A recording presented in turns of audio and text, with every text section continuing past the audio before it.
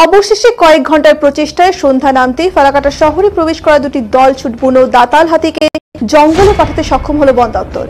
এদিন দুটো দলছুট বুনো দাতাল হাতি ফালাকাটা শহরে প্রবেশ করে হাতি দুটি সুভাষপল্লী ঝোপঝাড়ে আশ্রয় নেয়। বন দপ্তর থেকে দুটি কুনকি হাতি আনা হয়।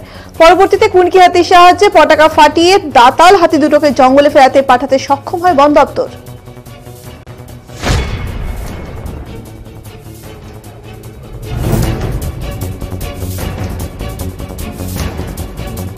আপনাদের আবারও জানিয়ে রাখি, অবশেষে কয়েক ঘন্টার প্রচেষ্টায় সন্ধ্যা নামতেই ফালাকাটা শহরে প্রবেশ করা দুটি দলছুট বুনো হাতিকে জঙ্গলে প্রবেশ করাতে সক্ষম হলো বন দপ্তর।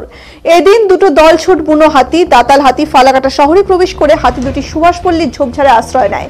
বন দপ্তর থেকে দুটি কুনকি হাতি আনা হয়। পরবর্তীতে কুনকি হাতির সাহায্যে পটাকা ফাটিয়ে দাতাল হাতি দুটিকে জঙ্গলে ফেরত পাঠাতে সক্ষম হয় বন দপ্তর।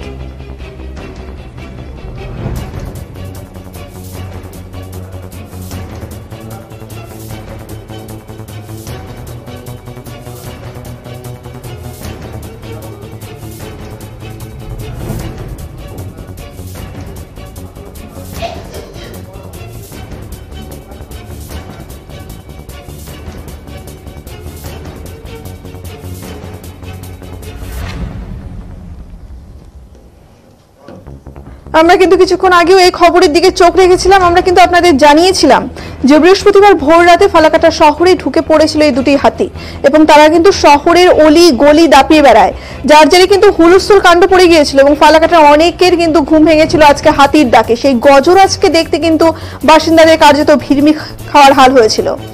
আচমকা সেই ফালাকাটা শহরে ঢুকে পড়েছিল এই হাতি দুটি।